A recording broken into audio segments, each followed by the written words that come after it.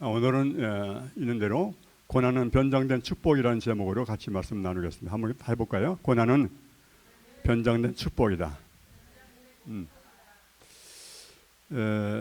우리가 예수 믿으면, 교회 다니면 뭔가 좀 잘 풀리고 잘 돼야 할 텐데 끊임없이 우리에게 어려운 고난들이 찾아오게 됩니다.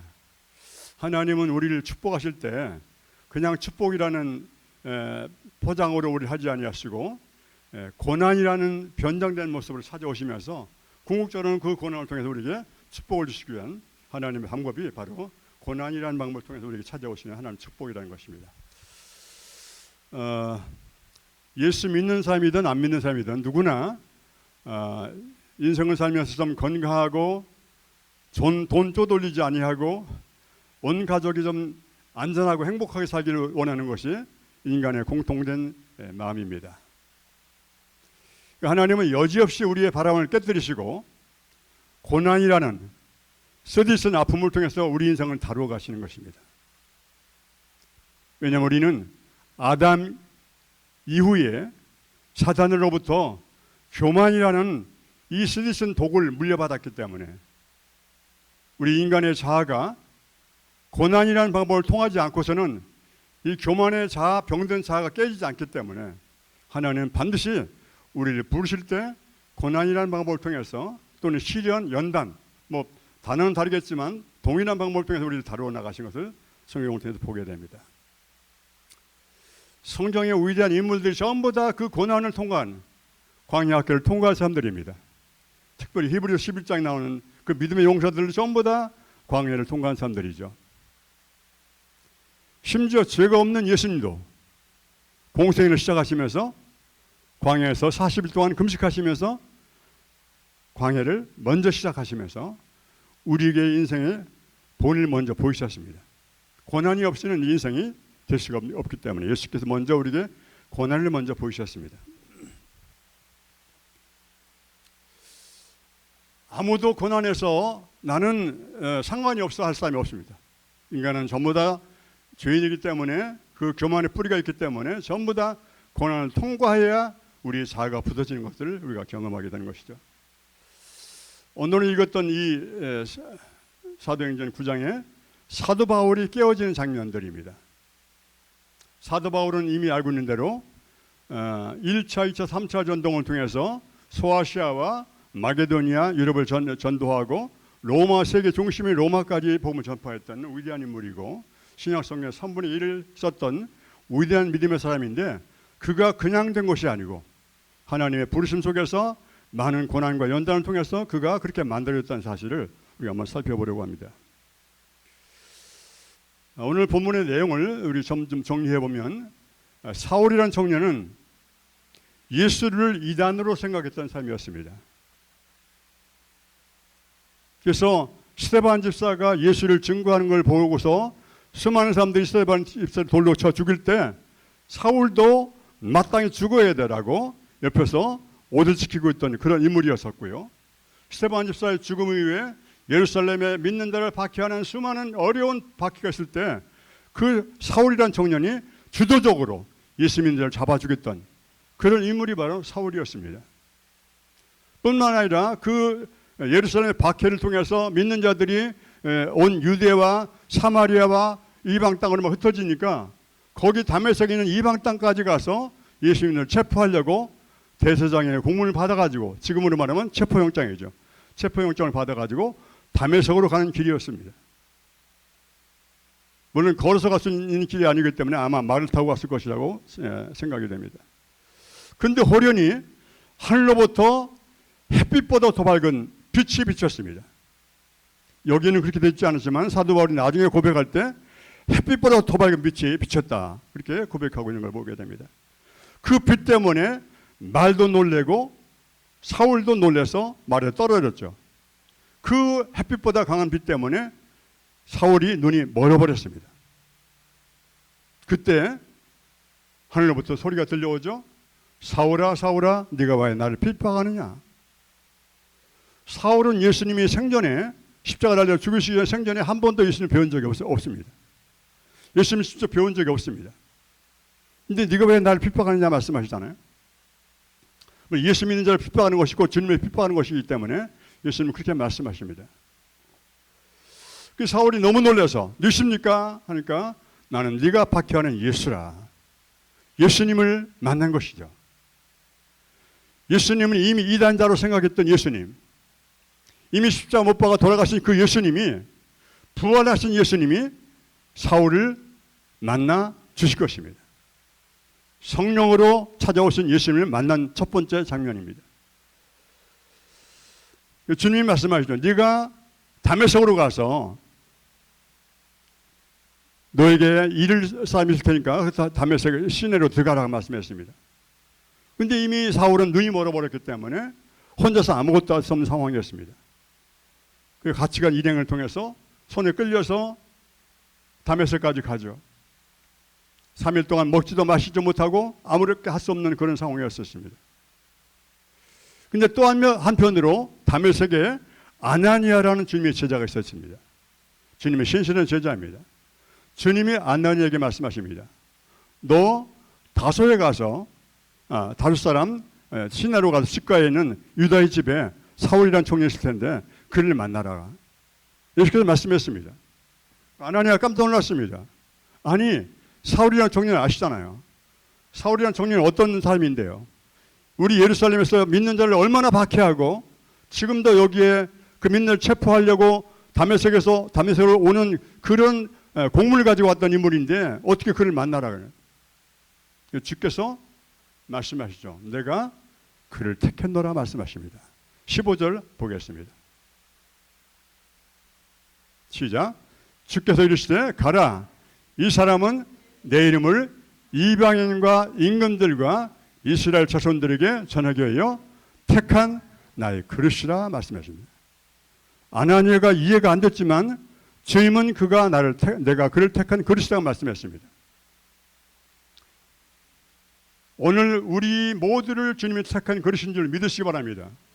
주님은 단순히 그냥 너 교회 나오라고 우리를 부르신 것이 아니고 하나님의 목적과 계획을 위해서 우리를 택하신 줄 믿으시기 바랍니다. 이 나를 부르셨다는 소명의식이 분명해야 인생을 내가 어떻게 살아갈까가 방향이 분명히 정해진 것입니다. 그 목적이 없으니까 그냥 교회 왔다 갔다 하는 게 내 것이고, 주님은 단순히 너 교회 나오라고 우리를 부르신 것이 아니고 주님의 나라의 놀라운 계획과 비전을 가지고 우리를 부르신 줄로 믿으시기 바랍니다. 그런데 부르셨으면 그때부터 하나님의 위대한 일을 하게 하시려고 주님의 권세와 능력들 부으셔서 놀라운 일을 행하여야 할 텐데, 그 다음 절에 보니까 우리가 이해할 수 없는 반응이 나옵니다. 16절 보시겠습니다. 16절 그 다음 그가 시작. 그가 내 이름을 위하여 얼마나 고난을 받아야 할 것을 내가 그에게 보이리라. 아니 부르셨으면, 하나님 나라를 위해서 부르셨으면 권세도 주시고 능력도 주셔서 가서 위대한 일을 하게 하셔야지. 어떻게 내가 그에게 고난을 얼마나 받아야 할 것을 보이겠다고 말씀하세요. 왜 고난을 먼저 말씀하실까 하는 것입니다. 그렇습니다. 하나님이 우리를 부르셨지만 우리를 그냥 쓰실 수 없기 때문에, 우리가 교회에 나왔지만 어쩌면 예수를 믿을 수 있어요. 예수를 믿었지만 우리의 옛 자아가 변화되지 않았기 때문에 하나님은 우리를 먼저 쓰시기 위해서 우리의 병든 옛 자아를 깨뜨리시려고 고난이라는 방법을 통해서 우리의 옛 자아를 깨뜨리십니다. 사울은 어떤 청년이었습니까? 이미 우리 이 목사님 통해서 수요예배 때 많이 배웠잖아요. 사울은 어려서부터 로마 시민권을 가지고 있었습니다. 그 당시에 로마가 세계를 지배하고 있었기 때문에 지금 미국 시민권을 가진 거나 마찬가지로 로마 시민권은 대단한 신분입니다. 그런 가정에 태어난 사람이 바로 사울입니다. 그리고 다소에서 예루살렘까지 유학하고 왔던 그 가말리엘 문화에, 그 당대 최대의 석학인 가말리엘 문화에서 수학 공부를 했던 그런 인물이었습니다. 그 중에서 수도자, 엘리트였었습니다. 그리고 유대인이었었습니다. 율법으로는 흠잡을 데가 없는 사람이었었습니다. 이렇게 사울은 가문으로나 학문으로나 신앙적인 열정으로나 힘이 없는 인물이었었습니다. 그리고 그는 예수가 이단자로 생각했던 삶이었습니다. 예수 믿는 자를 잡아 체포해야 마땅하다고 생각했던 삶이었습니다. 하나님에 대한 열정이 있었던 삶이었습니다. 이렇게 예수를 이단자로 생각하고 예수 믿는 자를 체포해야 마땅하다고 생각했던 자기 확신에 있던 자기 신념의 삶이었습니다. 그러고서 자기가 하는 일이 하나님께 영광을 돌리고 있다고 생각하는 인물이었습니다. 내가 하는 일이 옳다고 생각하고 하나님 영광을 받을 거라고 착각했던 인물이었습니다. 자기 의가 강했던 삶이고 자기 신념이 강했던 삶이고 자기 확신이 강했던 삶이었습니다. 이런 삶이 쉽게 깨질 리가 없죠. 그냥 부르신다고 그냥 우리가 변화되지 않습니다. 하나님은 고난의 방법을 통해서 사울을 깨뜨리시죠. 어떤 방법이었습니까? 담에서 가는 길에 햇빛보다 더 밝은 그 찬란한 빛을 경험했잖아요. 인생에 누가 햇빛보다 더 밝은 빛을 누가 보겠습니까? 햇빛도 눈이 벌써 볼 수 없는데 햇빛보다 더 밝은 강력한 하나님의 빛이 비치는 것을 경험하면서 그 빛 때문에 눈이 머려버렸습니다. 여러분, 눈이 머른 것은 이건 보통 문제가 아닙니다. 한번 지금 눈을 감아보실까요? 잠깐. 눈을 감아보시면 아무것도 보이지 않습니다. 아무것도 할 수 없습니다. 먹을 수도 없고 마실 수도 없고 어떤 물을 찾아갈 수도 없고, 물론 오래 적응하다 보면 소경 이제 맹인들도 적응하겠지만 금방 눈이 버리면 아무것도 할 수 없습니다. 제가 요즘 안과를 갑니다. 황반변성이라는 진단을 받고 안과를 갑니다. 황반변성이 뭔지도 몰랐어요. 근데 가서 물어보니까 황반변성을 그냥 두면 실명이 된다는 겁니다. 그러니 얼마나 두렵겠습니까? 그래서 병원을 가면서 계속해서 주사를 맞고 치료를 받았습니다. 근데 의사의 얘기가 그거예요. 이것은 완치가 없다는 것입니다. 계속해서 관찰하고, 그래서 3개월마다 관찰하러 갔는데 3개월 주사를 맞는데 그때는 의사가 수술 잘 됐다고 했는데 3개월에 가보니까 또 안 좋았다고 했다는 거예요. 또 맞고 왔습니다. 앞으로도 계속해서 관찰하고 안 좋아지면 또 주사 맞아야 한다는 것입니다. 저는 암이라는 것들, 제가 이제 전립선 암도 치료받아봤지만 암이라는 것보다도 만약에 내 눈이 멀어버리면 그것이 더 두려울 것 같아요. 가장 두려운 것이, 암보다 두려운 것이 아무것도 안 보이는 상황일 것 같아요. 얼마나 두렵겠습니까? 그 기가만 자던 사울이 자기 신념과 자기 의와 자기 확신에 찼던 사울이 아무것도 안 보이니까 아무것도 할 수 없는 상황이었습니다. 내가 아무것도 할 수 없는 그런 한계에 부딪히게 됩니다. 이것이 사울이 깨어지는 첫 번째 출발입니다. 요즘 이 목사님이 우리 카톡에 올렸던 유열 전사님 다 보셨겠지만 7년 동안 그 폐섬유종 때문에 7년 동안 투병하면서 얼마나 많은 고생을 겪고 있습니까? 그 결과는 나는 아무것도 아니구나. 우리 아까 찬양했지 않습니까? 요즘 이것이 제 마음에 계속해서 제 심령을 때리는 고백이고 가사인데, 오늘 찬양들이 그냥 제가 은혜 받았습니다. 주님 은혜가 아니면 우리는 아무것도 아닌 존재들입니다. 근데 우리가 주님을 만나기 전에는 결코 그렇게 자아가 깨지 않습니다. 내가 다 할 수 있다고 생각하고 내 힘으로, 능력으로, 내 열심으로 할 수 있다고 생각했습니다. 저도 목회하면서도 내 성실과 열심을 하면 되겠지라고 했었던 삶이었습니다.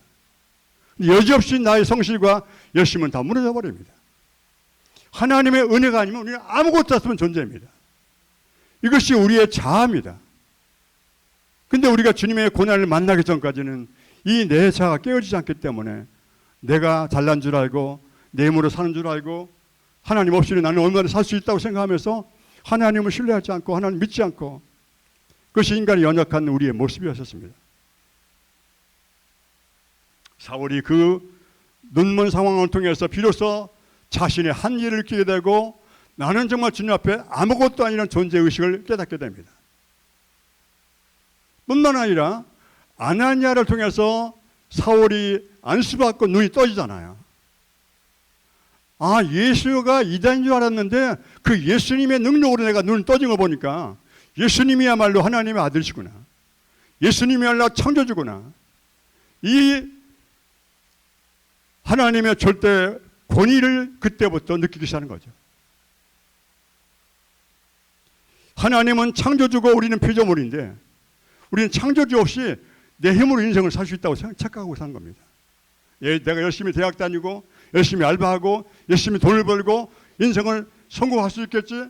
자신의 노력과 자신의 열심을 의지하고 있는 것입니다. 근데 우리는 주님 없이는 아무것도 할 수 없는 존재이기 때문에 주님 우리를 부르실 때 그냥 부르신 것이 아니라 우리 자아를 깨뜨리시는 고난이라는 방법을 통해서 일하신 것입니다. 이것이 사울의 인생의 변화의 시작입니다. 비로소 찬란한 햇빛을 경험하며 눈먼 그런 그 고난을 통해 3일 만에 3일 동안 아무것도 안 보였으니까요. 잠깐 안 보인 게 아니라 3일 동안 아무것도 안 보였으니까요. 지금 우리가 결과를 알지만 바울 입장에서는 이것이 3일이 갈렸는지 3년이 갈렸는지 평생 갈렸는지 모르잖아요. 이 눈먼 것이 그잖아요.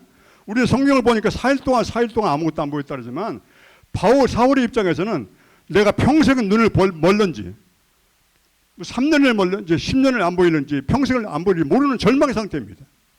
그러니까 자아가 깨질 수밖에 없는 것이죠. 이때부터 사울은 예수를 핍박하던 예수가 이단자를 핍박했던 사울이 예수님을 하나님 아들로 증거하는 증인자로 바뀌기 시작하잖아.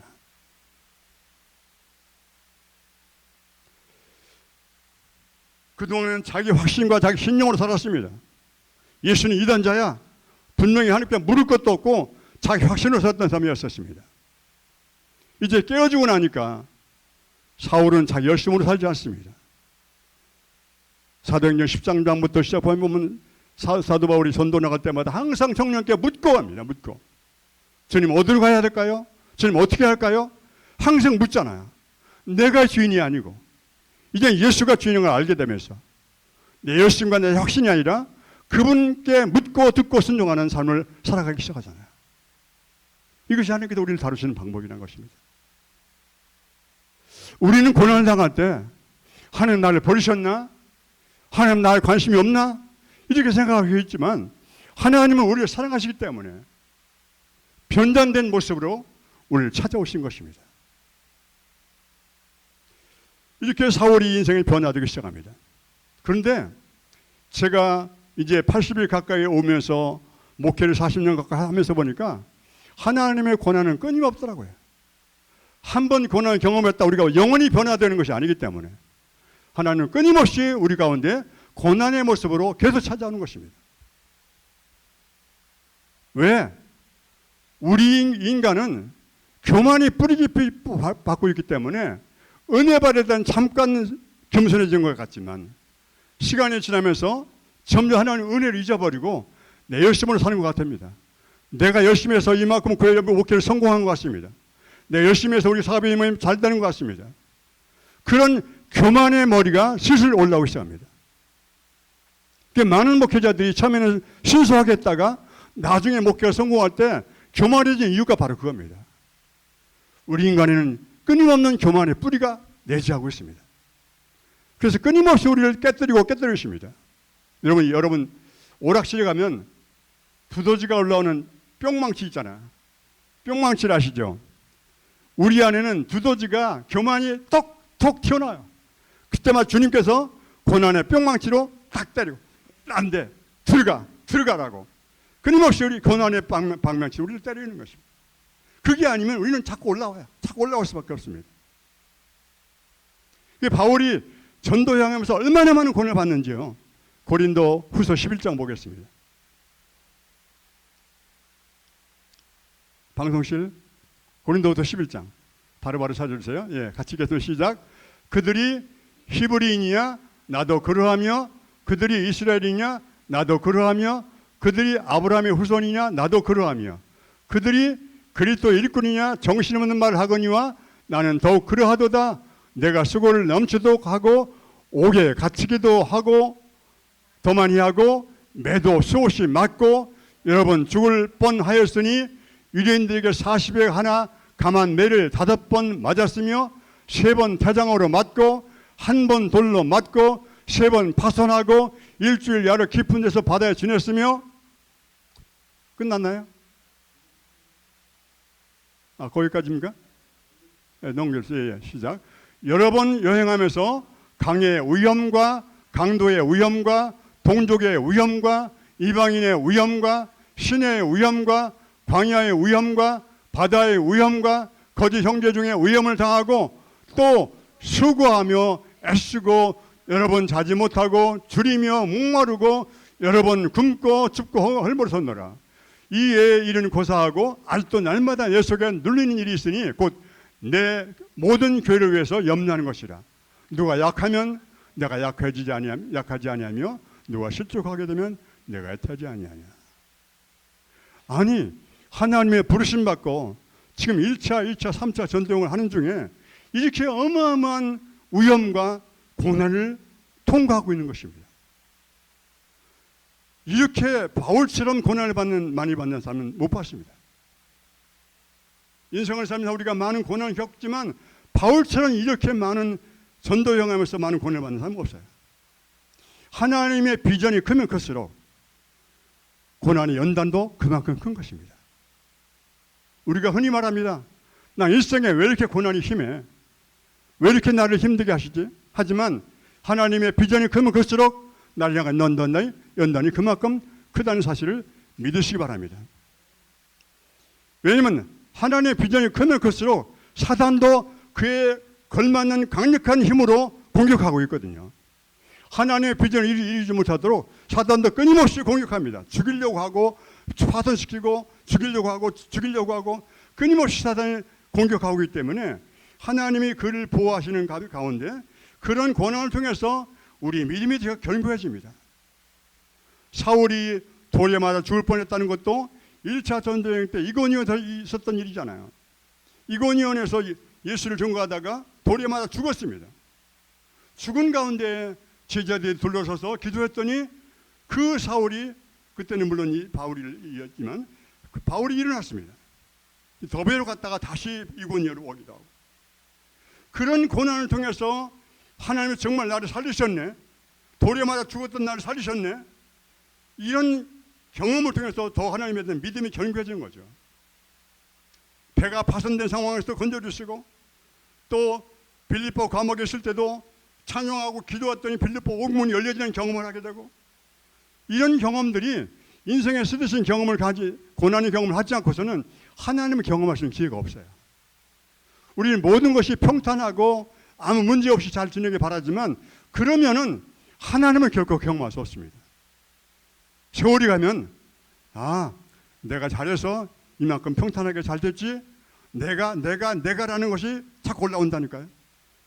하나님의 비전이 크면 클수록 사탄의 공격도 그만큼 강하고 하나님의 믿음도 더 견고하게 해서 끊임없이 고난을 통과하게 하시고, 그럼에도 불구하고 내가 너와 함께 있다는 것을 보여주시고, 이것이 주께 우리를 다루시는 방법이라는 것입니다.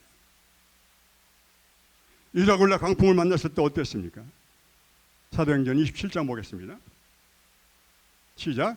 내가 너희를 권하노니 이제는 안심하라. 너희 중 아무도 생명에는 아무런 손상이 없겠고 오직 배뿐이라. 나의 속한 바 곧 나의 섬기는 하나님의 사자가 어젯밤에 내 곁에 서서 말하되, 바울아 두려워하지 말라. 내가 가이사 앞에 서야 하겠고 또 하나님께서 너와 함께 항해하는 자를 다 내게 주셨다 하였으니 그러므로 여러분이 안심하라. 나는 내게 말씀하신 그대로 되리라고 하나님을 믿노라. 아멘. 바울은 지금 로마로 가는 길이었습니다. 사단이 얼마나 싫어하겠습니까? 로마로 가서 복음을 전파하는 세계 중심에 복음이 전파되지 못하도록 사단이 유라고 황팡을 막 부르시잖아요.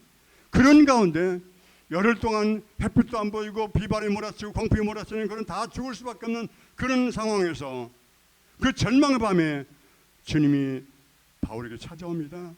안심하라. 두려워하지 말라.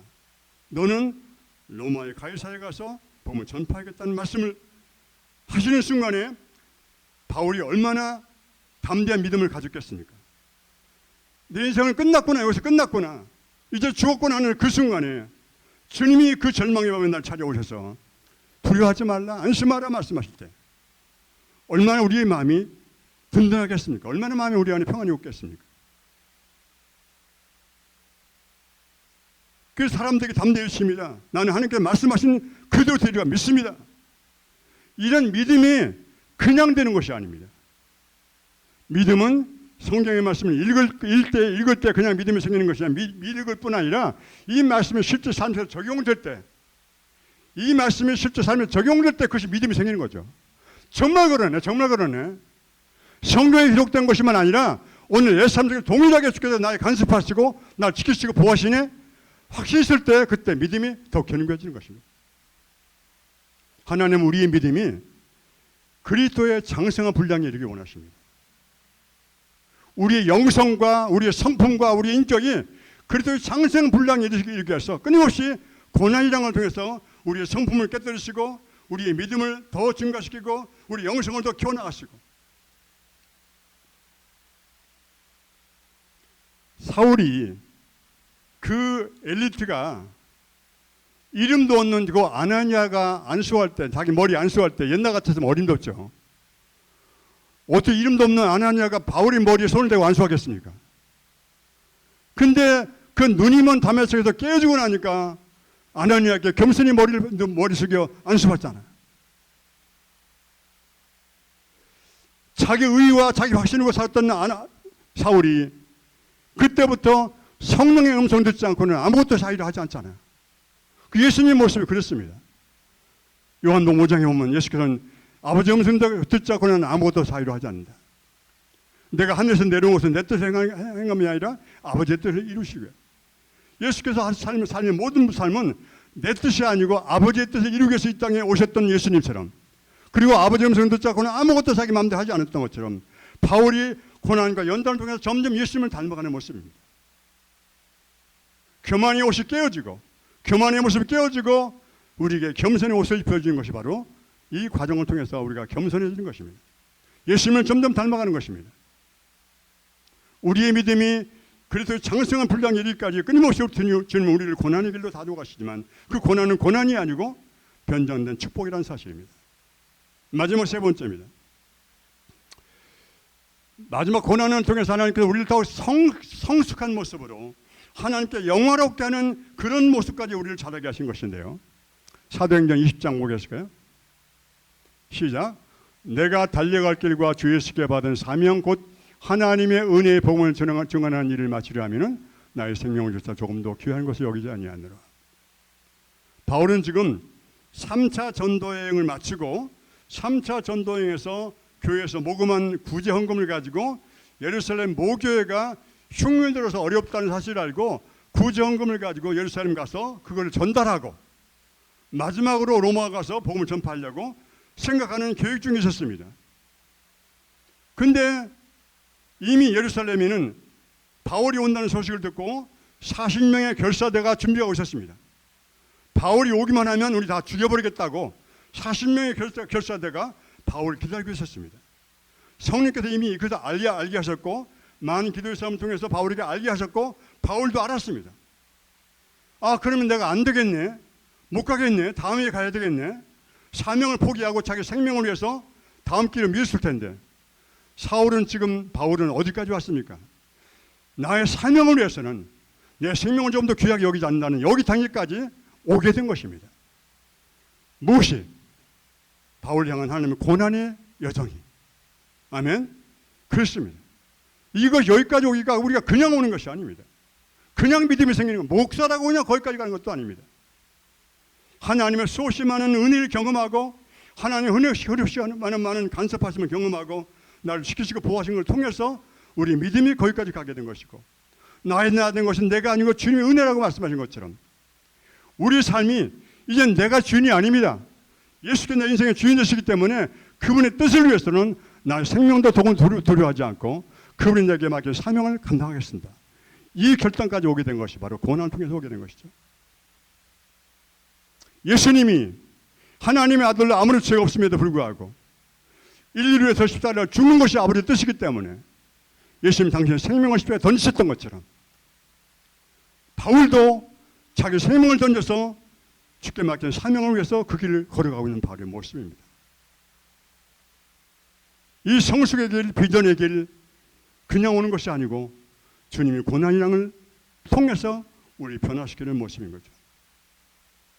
로마서 14장을 보겠습니다. 시작. 우리 중에 누구든지 자기를 위해 사는 자는 없고 자기가 없고 자기를 위해 죽는 자도 없도다.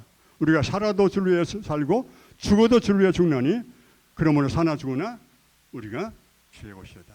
여기까지 오는 고백이 그냥 오는 고백이 아닙니다. 많은 사람들이 나를 위해 삽니다. 내가 위험하면 교회도 안 나가고 내가 싫으면 교회도 안 나가고 인생의 주인이 나였기 때문에 나를 위해 살고 나를 위해 죽지만 예수님을 알고 나니까 그분이 만왕의 왕이시여 만왕의 주 되시오 나의 창조주 나의 구원자라는 걸 알고 나서부터는 이전에 내가 살아도 주를 위해 살고 죽어도 주를 위해 죽나니 나는 나의 존재는 사나 죽으나 나는 주님의 것이야. 이 고백이 그냥 나온 고백이 아니라는 것입니다. 주님이 바울을 여기까지 끌어오시느라고 변장된 축복으로 바울을 찾아온 것입니다. 바울이 얼마나 많이 애를 썼습니까? 고린도전서 10장 15절 한 번 더 보겠습니다. 시작. 그러나 나의 나된 것은 하나님의 은혜로 된 것이니 내게 주신 그 은혜가 헛되지 아니하며 내가 모든 사도보다 더 많이 수고하였으나 내가 하는 것이 아니요 오직 나와 함께 하신 하나님의 은혜로다. 우리 목사님 강단에서 늘 그러잖아요. 주님의 은혜입니다. 이 고백이 그냥 나오는 고백이 아니라니까요. 바울이 그랬습니다. 얼마나 많이 고난을 받고 얼마나 많이 죽을 걸 넘겼습니까? 얼마나 많은 일을 했습니까? 1차, 2차, 3차 전동을 수없이 많은 복음을 전파하고 로마까지 복음을 전파하고 그렇게 많이 일을 했음에도 불구하고 이것은 내가 한 것이 아니고 하나님의 은혜로 그분이 하셨다고. 이게 얼마나 멋진 고백입니까? 예수께서 바울의 신앙을 거기까지 끌어올리신다고 변전된 축복으로 바울을 찾아오실 것이죠. 그 야고보서 마지막 보겠습니다. 야고보서 1장 말입니다. 시작. 형제들아 너희가 여러 가지 시험을 만나거든 온전히 기쁘게 여기라. 이는 너희 믿음의 시련이 인내를 만들어내는 줄을 너희가 압니다. 믿음의 시련이 너희가 시험을 만나거든 시험, 연단, 고난 똑같은 말입니다. 시험을 만나거든 온전히 기쁘게 여기라. 왜? 이는 너희 믿음의 시련이 인내를 만들어내는 줄 압니다. 인내를 온전히 이루라. 이는 너희로 온전하고 구비하여 조금도 부족함이 없게 하려 하십니다. 하나님 우리 인생 가운데 끊임없이 연단, 고난, 시험으로 찾아오십니다. 근데 그때 하나님께 나를 버리셨나? 나를 미워하시나? 나를 포기하셨나? 그게 아니라 기쁘게 여기라는 것입니다. 왜냐하면 그 우리의 믿음의 인내를 키우고 믿음을 온전히 인내를 이룰 때 우리가 온전하고 구비하여 조금도 부족함이 없게 해요. 하나님의 사람으로 하나님의 비전을 사람으로 온전하게 만들기 위해서 잠시 우리를 그렇게 고난의 길로 연단의 길로 몰고 가실 분이기 때문에 그 시험을 만나거든 기쁘게 여기라는 것입니다. 사랑하는 성도 여러분, 인생길 얼마나 힘들고 어려우십니까? 영상을 통해서 예배드리는 많은 분들 얼마나 인생이 힘드시겠습니까? 고난은 나에게 축복을 주시게 찾아오시는 주님의 변장된 모습인 걸 기억하시기 바랍니다. 그 시편 기자가 말합니다. 고난이 내게 유익이라. 고난을 당할 때는 힘들지만 지나놓고 보니까 그것이 내게 유익이고 그 축복이었다는 사실을 우리 많은 믿음의 선조들이 그렇게 고백하고 있습니다. 우리 인생의 폭풍을 만날 때 바울에게 찾아왔던 것처럼 안심하라 너희 두려워하지 말라고 말씀했던 것처럼 인생의 폭풍 가운데 우리를 부르시는 그분의 손 꼭 붙잡고 승리하는 우리 모두가 되시기를 주님으로 축원드립니다.